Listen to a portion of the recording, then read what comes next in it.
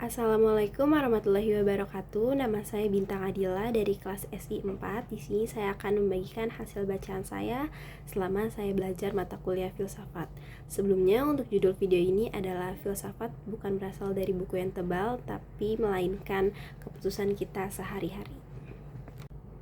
Menurut yang saya baca dari buku berjudul Dari Titik Nol, dalam Kamus Khusus Filsafat, arti kata filsafat adalah ilmu yang mempelajari tentang hakikat dari segala sesuatu.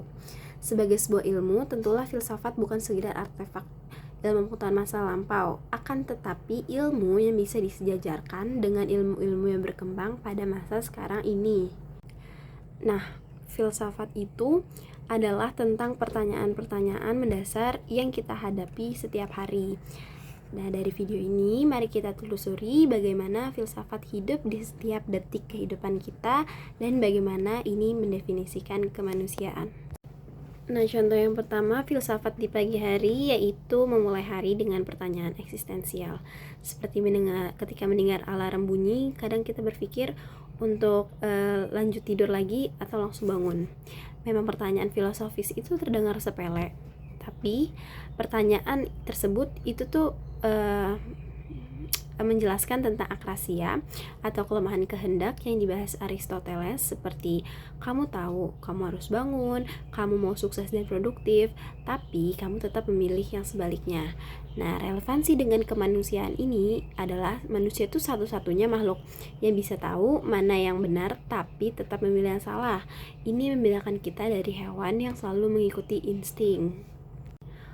Untuk contoh yang kedua, ketika kita berada di Transjakarta atau KRL yang rame, ada salah satu ibu hamil dan orang tua yang berdiri, tapi kita juga capek setelah melakukan kegiatan seharian, terus kita juga dudukan. Nah, terus muncullah pertanyaan, harus nggak sih kita mengalah? Padahal kita juga sama-sama capek. Nah, itu adalah pertanyaan tentang altruisme versus egoisme.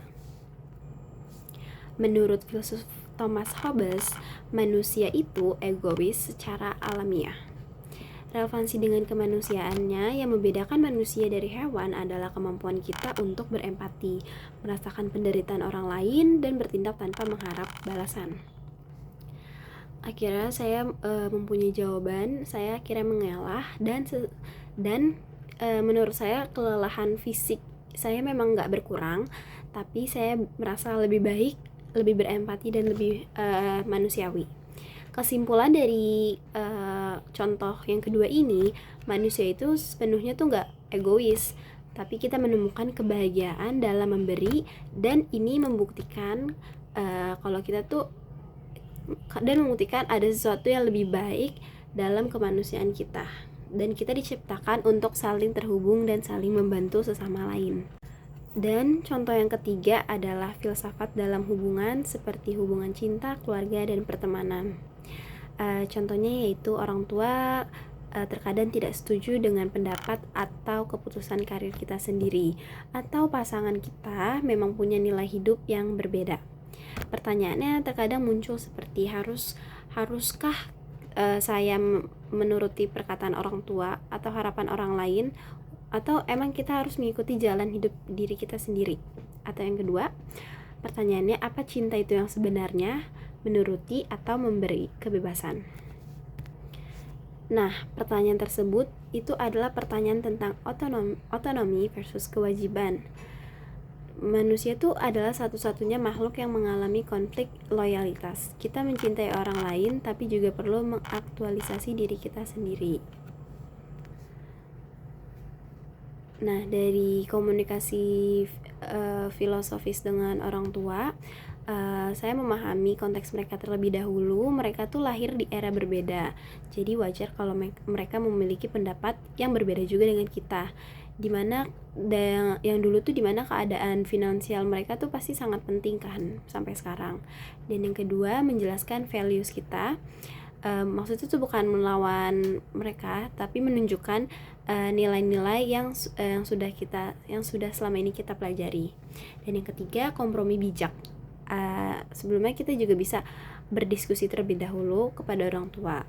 Nah, pelajaran tentang kemanusiaan dari pertanyaan ini, cinta sejati itu bukan tentang kontrol atau kepatuhan buta. Cinta itu tuh menghargai atau menghormati otonomi orang lain sambil tetap peduli pada kesejahteraannya.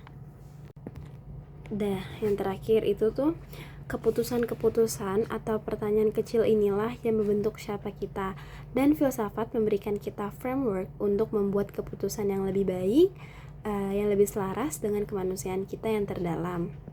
Nah, karena pada akhirnya filsafat tuh bukan tentang menjadi pintar. Filsafat adalah tentang menjadi manusia yang lebih utuh, lebih sadar, dan lebih bermakna.